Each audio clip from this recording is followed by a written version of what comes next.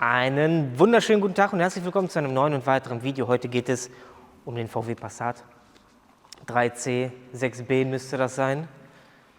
Und zwar genau Motorcode BMR übrigens, aber das ist eigentlich egal. Baujahr 2006, 125 kW, 2 Liter Dieselmotor. Und bei dem möchten wir einmal das Antriebswellengelenk austauschen. Warum möchten wir es austauschen? Denn wenn man nach links dreht und stark in die Kurve reinfährt, dann hört man so ein Knacken. So ein Knack, knack, knack, knack, knack, knack. Und sehr oft, sehr wahrscheinlich ist es das Antriebswellengelenk. Das tauschen wir einmal aus von der Marke SKF. Da ist dann auch einmal die Manschette dabei, da ist auch die Schelle dabei, da ist auch eine neue Schraube dabei.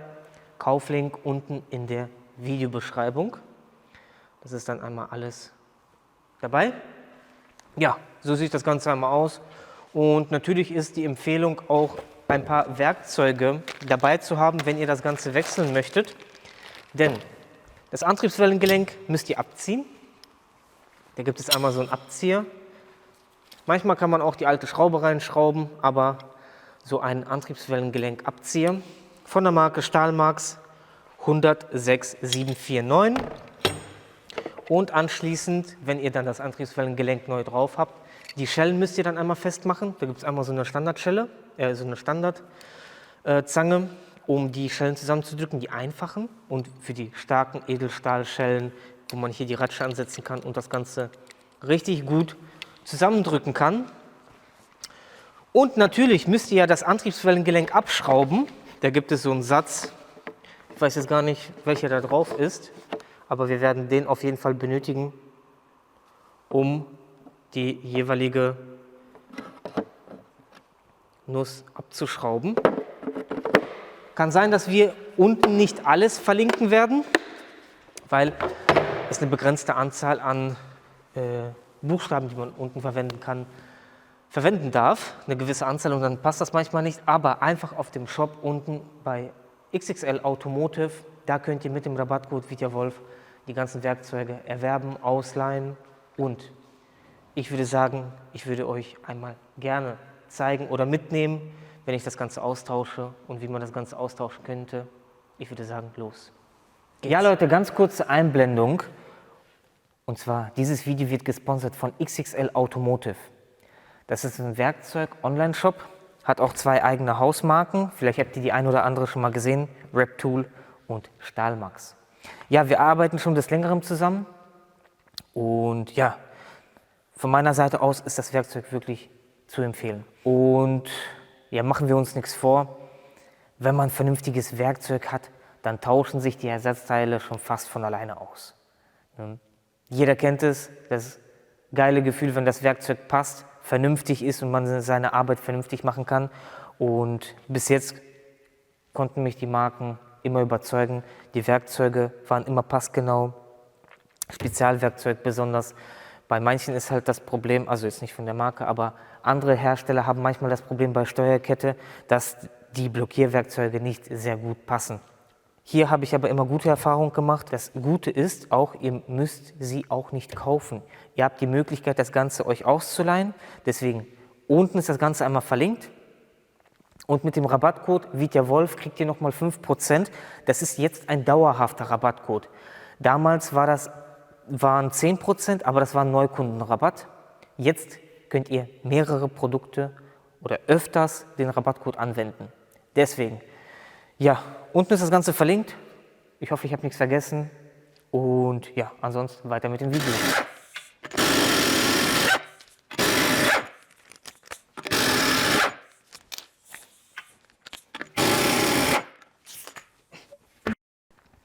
Als allererstes, egal was wir ausbauen, versuchen diese Schraube hier zu lösen.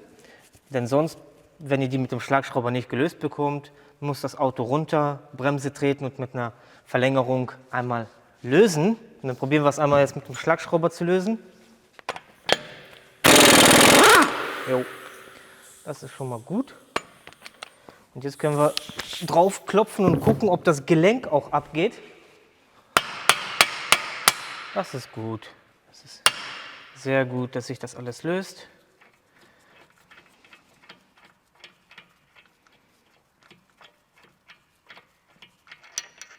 mit einer 16er Nuss.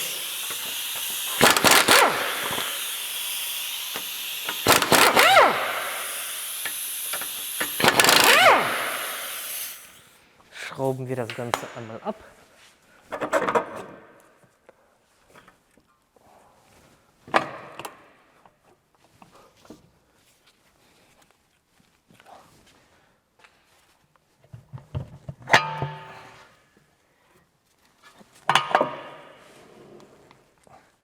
Hier können wir auch die Ursache sehen. Hier hinten die Manschette, die ist nicht fest genug gewesen oder ist abgesprungen von dem Sitz. Und da ist die ganze Zeit Wasser reingekommen und deswegen ist wahrscheinlich da gar kein Fett mehr drin. Und deswegen ist das Gelenk auch kaputt gegangen. So, machen wir das Ganze jetzt einmal ab. Und deswegen läuft hier auch das Wasser raus. Ja, der ist trocken.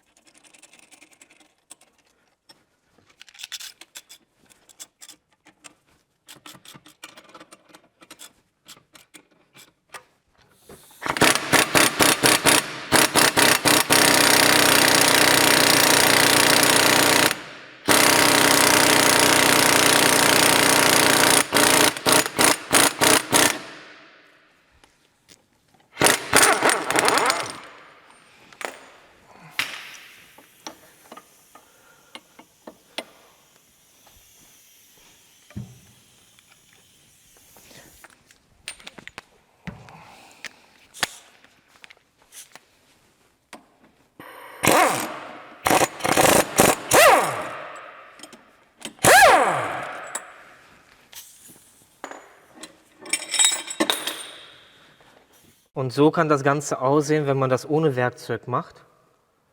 Wurde hier mit dem Hammer gegengeschlagen, was ich auch ab und zu mache, nur man muss beim Schlagen wirklich aufpassen, dass man halt nicht übertreibt. Sonst verformt man das Ganze hier und die Dichtung kann hier auch natürlich nicht richtig sitzen. Deswegen holt ihr so einen Abzieher und dann das Ganze neu machen. So, wenn wir das Ganze dann einmal sauber haben, diesen Splint könnt ihr neu machen. Wenn ihr darauf Lust habt, dann kann der sehr gerne neu gemacht werden. Gucken wir uns mal. Ja, wir können den wirklich neu machen. Der sieht echt nicht mehr gut aus.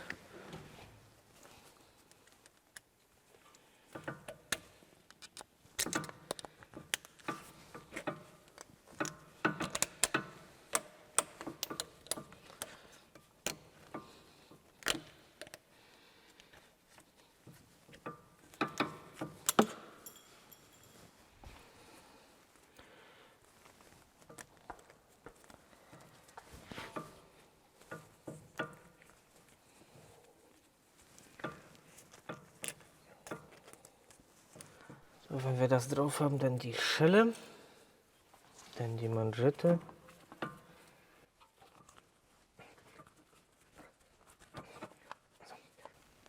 Mit dem Ring hier werden wir noch ganz viel Spaß haben. Der ist extrem groß. Wir kriegen den noch nicht extrem zusammengedrückt. Deswegen werden wir das Ganze ansetzen und dann müssen wir den Ring reindrücken. Denn sonst kriegen wir das Ganze nicht zusammen. Jetzt zeige ich euch einen Trick, wie man das machen könnte. Nehmt einen extrem großen Kabelbinder.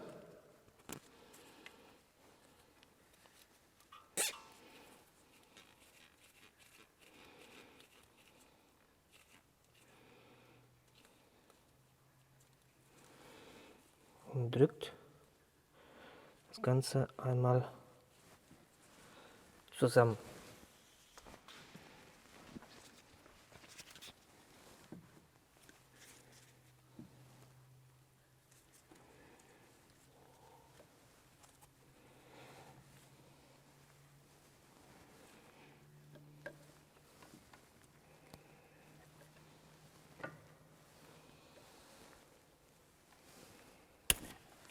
So.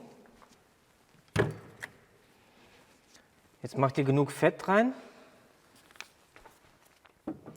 Setzt ihn hier einmal gerade an und haut da einmal drauf.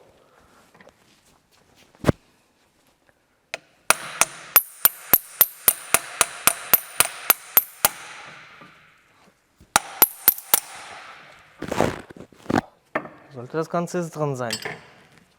Die Schelle natürlich ab, den Kabelbinder natürlich ab. Und dann habt ihr ihn drauf.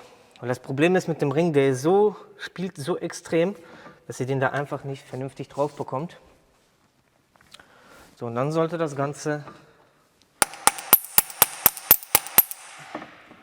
drauf sein. Und die zweite Tube machen wir gleich, wenn die Manschette drauf ist. Machen wir dann einmal da auch noch Fett rein. Geschlagen natürlich auf die alte Schraube. Und dann können wir das Ganze wieder zusammenbauen. So, wenn wir die eine Schelle da hinten jetzt dran haben, können wir die einmal zusammendrücken.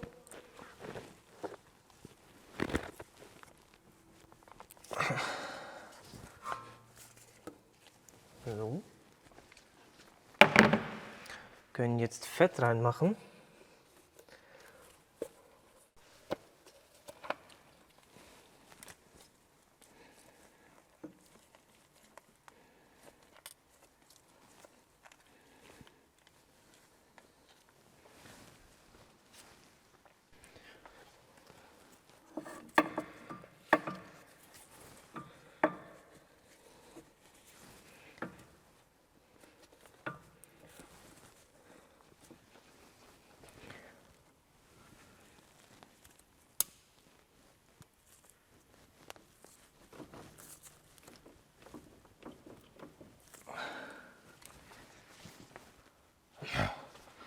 Richtige.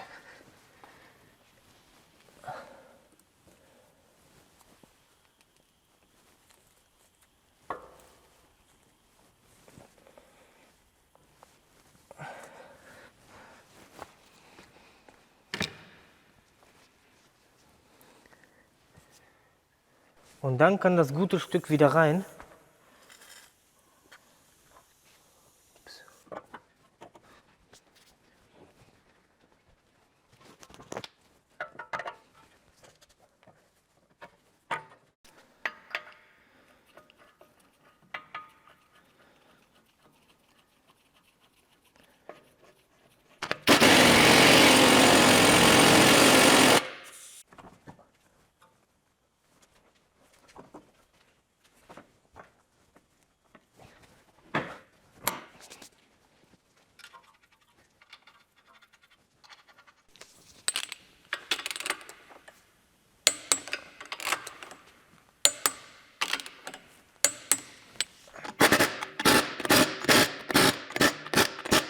Ja Leute, und so kann das Ganze dann einmal aussehen, wenn man halt das Antriebswellengelenk tauschen möchte. Ist wirklich relativ einfach, das Ganze zu wechseln.